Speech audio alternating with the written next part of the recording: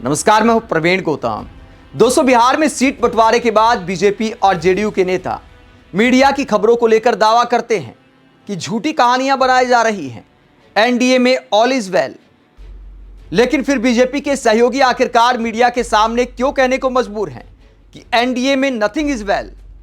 उपेंद्र कुशवाहा के बयान को लेकर खलबली मच गई है, खुल्लम खुल्ला नाराजगी जता दी है और कह दिया है कि एनडीए में कुछ भी ठीक नहीं है।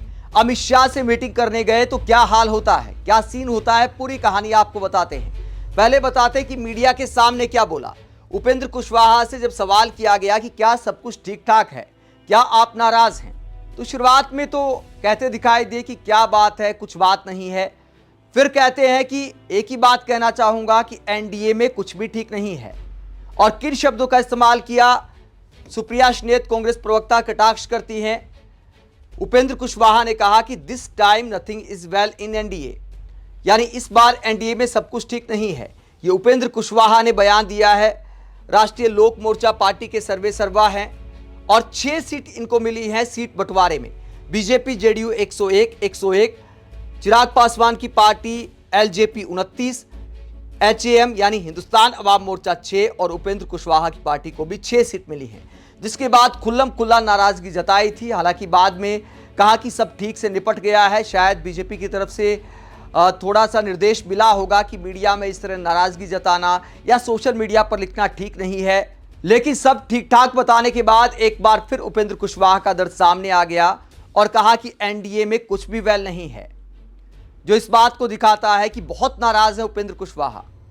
और किस बात को लेकर नाराज हैं, एक तो सीटों की संख्या को लेकर नाराजगी है। सोशल मीडिया पर एक पोस्ट भी किया था, आपने देखा होगा, जिसमें कहा था कि आप सभी से क्षमा चाहता हूं, आपके मन के अनुकूल सीटों की संख्या नहीं हो पाई। मैं समझ रहा हूं इस निर्णय से अपनी पार्टी के उम्मीदवार होने की इच्छा रखने वाले साथियों सहित हजारों लाखों का मन दुखी होगा। आज कई घरों में खाना नहीं बना होगा, परंतु आप सभी मेरी एवं पार्टी की विवशता और सीमा को बखूबी समझ रहे होंगे।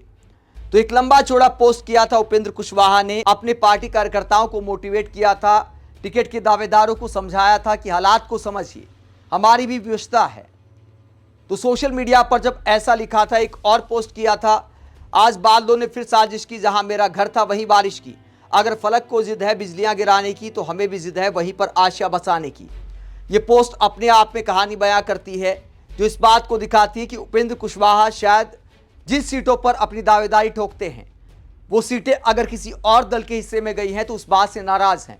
एक खबर महुआ सीट को लेकर भी सामने आई कि बिहार की वो सीट जिसके लिए लड़ रहे चिराग और उपेंद्र कुशवाहा, और इस खबर में बताया गया है कि उपेंद्र कुशवाहा और चिराग पासवान के बीच महुआ सीट पर विवाद है। उपेंद्र कुशवाहा महुआ सीट चाहते हैं, वो अमित शाह से सीधी बातचीत के लिए दिल्ली आए हैं। तो अमित शाह से बातचीत करना चाहते थे कुशवाहा, लेकिन मिलने पहुंचते हैं तो वहां पर क्या सीन होता है। बस 5 मिनट की देरी, अमित शाह से नहीं मिल पाए उपेंद्र कुशवाहा, सीट शेयरिंग पर है नाखुश, यानी 5 मिनट देरी से पहुंचे। लेकिन क्या फोन पर अमित शाह से तालमेल नहीं होता, डायरेक्ट क्या फोन पर बातचीत नहीं है, तो टाइम लेकर जाना चाहिए। 5 मिनट आखिरकार देरी से कैसे पहुंच सकते हैं, अमित शाह को इंतजार करना चाहिए था।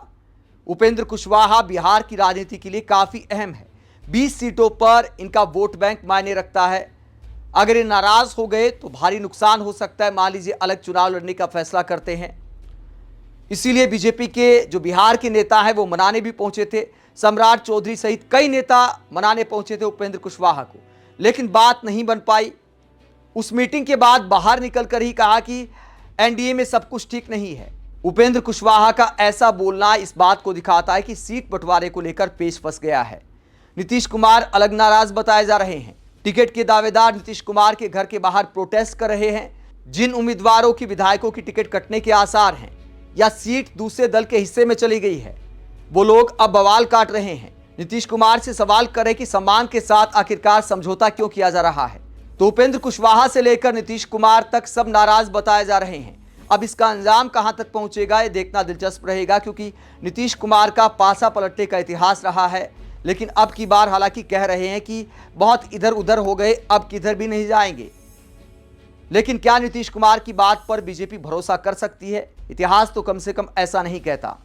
आप एनडीए नेताओं की ऐसी नाराजगी को लेकर क्या सोचते हैं? कमेंट बॉक्स पर अपनी राय जरूर दें। साथ ही चैनल को सब्सक्राइब भी करें। नमस्कार।